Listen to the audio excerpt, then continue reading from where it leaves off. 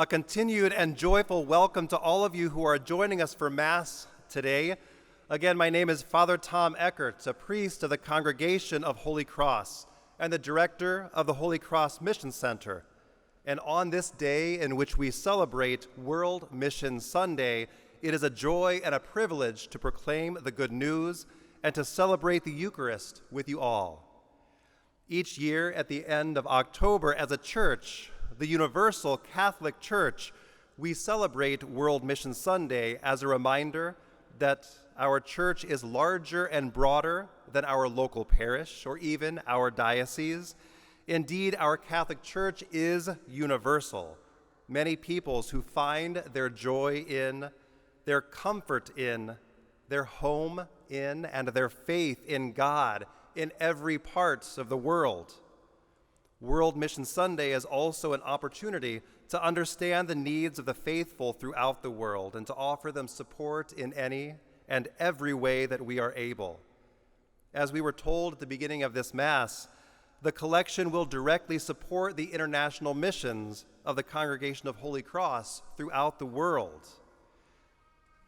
In preparing the faithful for the message of World Mission Sunday this year, Pope Francis turned to the Acts of the Apostles, the accounts of these first missionaries, to find the theme so appropriate for these times.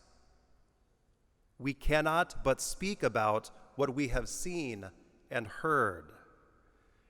We cannot but speak about what we have seen and heard. Pope Francis shares with us in his statement on World Mission Sunday that things were not always easy. The first Christians began the life of faith amid hostility and hardship. Experiences of marginalization and imprisonment combined with internal and external struggles that seemed to contradict and even negate what they had seen and heard. Yet rather than a difficulty or an obstacle leading them to step back or close in on themselves, those experiences impelled them to turn problems, conflicts, and difficulties into opportunities for mission. The Acts of the Apostles is the account of the missionary work that the disciples of Christ did in his name when they encountered the poor and the sick, the blind and the lame, the hungry and the downtrodden, everyone who needed someone to generously show them love and mercy and compassion. We hear an example of this generous love, this generous mercy, this generous compassion in our gospel today in the passage from St. Mark. We hear of a blind man, Bartimaeus, who out of necessity was begging by the roadside as it was his only means of survival. He had heard of Jesus. He had heard of his great power to heal and called out to him, "Jesus, Son of David, have pity on me." And he didn't let those who were rebuking him quiet him down, a second time calling out, "Son of David, have pity on me." Even that brief phrase, a profession of faith. And Jesus asks him, "What do you want me to do for you?" What do you want me to do for you? Now, it seemed obvious, of course, we think. But Bartimaeus made his need known to the Lord. He said the words, "Master, I want to see." Jesus responded with the love and mercy and compassion that we hear throughout the Gospels. And not surprisingly, Bartimaeus immediately began to follow him. On one hand, Bartimaeus' need seemed obvious, but the Lord still asked him, as he invites all of us in our personal prayer and in our communal prayer, to make known to him what it is we need the most.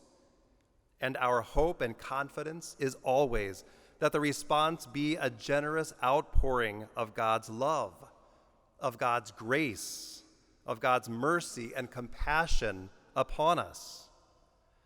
Bartimaeus knew very well that what he needed to ask of the Lord, each one of us in our daily prayer and reflection may be very in tune with our own personal needs.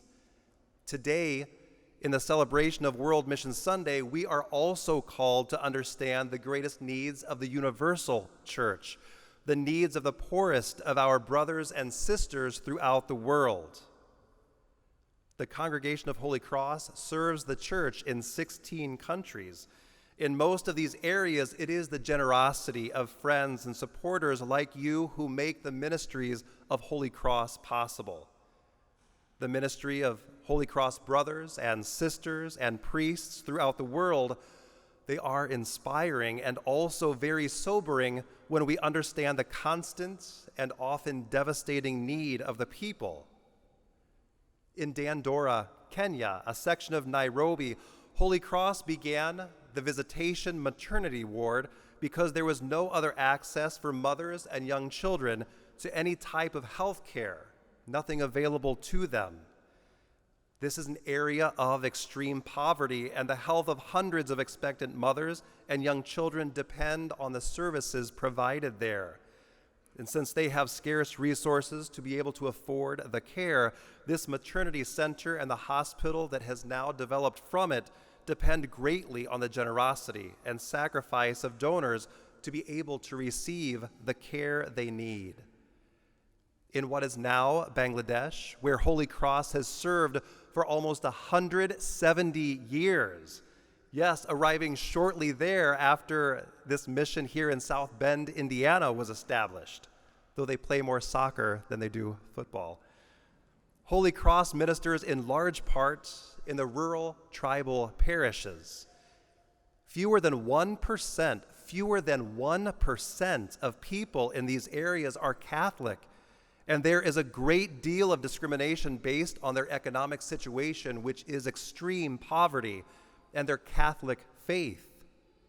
Our parishes in these villages depend almost entirely upon the generosity of those who support our Holy Cross missions. And if you are familiar with Bengal bouts or Baraka bouts here at Notre Dame, where the strong fight so that the weak may live, for example, you know how important the generosity of those who support our mission work is. In Peru, where I was blessed to spend 4 months as a seminarian during my time in formation, and also blessed to be able to visit again this past September at Lord of Hope Parish in the foothills just outside of Lima, where Holy Cross serves an area of more than 300,000 people in 19 chapels, in an area where there is no possibility of producing enough income to sustain our ministry there, where people have irregular access, if any, to water or electricity even. Throughout this time of COVID, the parish set up a system for over 200 home-based soup kitchens to do their best to feed the poor, doing everything possible to feed the hungry in near impossible conditions. This parish is larger than most dioceses around the world, and they are responding to incomprehensible need, often not knowing how they will move forward, but always trusting that God will provide what they need. Friends, these are just several examples of the many works of Holy Cross throughout the world. Add in emergency needs caused by flooding or drought, or earthquakes, or continued pandemic, and you begin to imagine how the people around the world might respond to Jesus' question to Bartimaeus, "What do you want me to do for you?" "Feed me," they might say. "Heal me. Shelter me. Save my family. Give us hope." Like Bartimaeus, their needs are obvious, and there is hope in the Lord. As we celebrate World Mission Sunday, we cannot but speak about what we have seen and heard. And we also cannot but respond with generosity, as the need is great for our brothers and sisters in faith. Pope Francis's words describing the disciples and the need they confronted still echo in our minds and hearts. He says, rather than a difficulty or an obstacle leading them to step back or close in on themselves, these experiences impelled them to turn problems, conflicts, and difficulties into opportunities for mission. Brothers and sisters, I invite you to embrace this shared mission with the church and with the congregation of Holy Cross. I invite you to now respond generously to that which we have seen and heard. Are you able to make a sacrifice today that will help feed the hungry? Are you willing to give generously today in order to provide healing for the sick in our clinics and our hospitals? As Jesus treated Bartimaeus generously with compassion, can you do the same for our brothers and sisters who are not even known to you? I share with you that I am always humbled and inspired by the generosity of all who support our international missions. And I am so very grateful because I know the impact that it has on our international missions.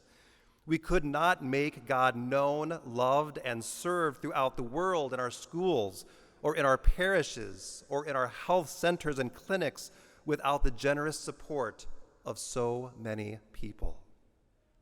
So speaking for those whose lives will be changed because of your generosity today, thank you, and may God bless you.